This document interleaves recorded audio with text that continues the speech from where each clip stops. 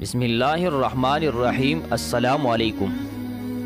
حضرت سلیمان علیہ السلام کے دور میں ایک شخص نے ایک خوبصورت پرندہ خریدا۔ جب وہ چہچہاتا تو نہایت دل فریب اور خوش مزاج آواز سے وہ شخص بہت مسرور ہوتا، گویا اس پرندے کی آواز بہت ہی سریلی اور پیاری تھی۔ ایک دن اچانک اس پنجرے کے پاس اسی کے جیسا ایک اور پرندہ آیا اور اپنی زبان میں کچھ باتیں کیے اور چلا گیا۔ پنجرے میں موجود پرندہ بالکل خاموش ہو گیا، گویا ایسا ہو گیا جیسے وہ گونگا پرندہ ہے۔ اس کے مالک نے 2-3 دن انتظار کیا مگر پرندہ بالکل خاموش۔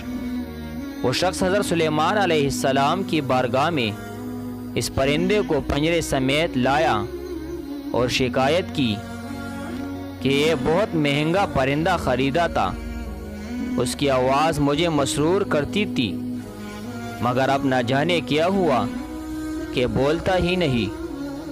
حضرت سلیمان علیہ السلام جو جانور چرند پرند سب کی بولیاں جانتے تھے، اس پرندے سے پوچھا کیا وجہ ہے جو تم خاموش ہو گئے ہو؟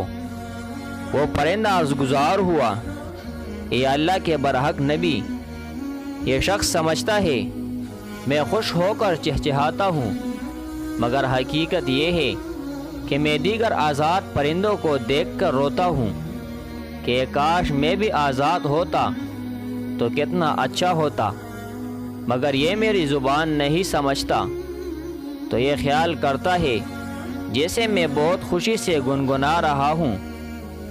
پھر ایک دن میرا ایک ہم جنس میرے پاس آیا اور کہا کہ یہ شخص تیری زبان نہیں سمجھتا بلکہ سمجھتا ہے کہ تو بہت سریلی آواز کے ساتھ خوشی خوشی چہچہا رہا ہے۔ اگر تم اس کی قید سے آزاد ہونا چاہتے ہو تو رونا چھوڑ دو، بولنا فریاد کرنا بھی چھوڑ دو کہ اس پر تمہارے الفاظ اثر ہی نہیں کرتے، کیونکہ یہ تمہارے درد کو سمجھ ہی نہیں سکتا۔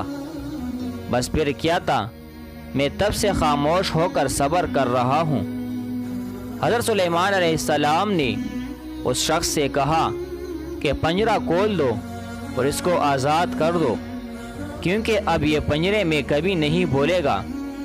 اس شخص نے کہا اگر اب یہ خاموش ہی رہا تو بلا وجہ اس کو رکھ کر میں کیا کروں گا؟ لہٰذا اس نے سلیمان علیہ السلام کے حکم کی اتباع کرتے ہوئے پنجرہ کھول دیا اور پرندہ فوراً اڑ کر درخت کی شاخ پر بیٹھا اور اس شخص کو دیکھ کر کچھ چہچہا کر اڑ گیا۔ اس شخص نے حضرت سلیمان علیہ السلام سے عرض کی کہ یہ کیا کہہ کر گیا؟ آپ علیہ السلام نے فرمایا کہ اس نے کہا کہ اگر تو بھی اپنے غموں اور مصائب سے آزاد ہونا چاہتے ہو تو خاموش ہو جا اور صبر کر، کسی سے کچھ شکایت نہ کر، تو تجھے بھی ایک دن سارے غموں سے نجات مل جائے گی جو تو لوگوں کو سناتا رہتا ہے، مگر وہ بے احساس لوگ تیری زبان جانتے ہوئے بھی تیری بات نہیں سنتے۔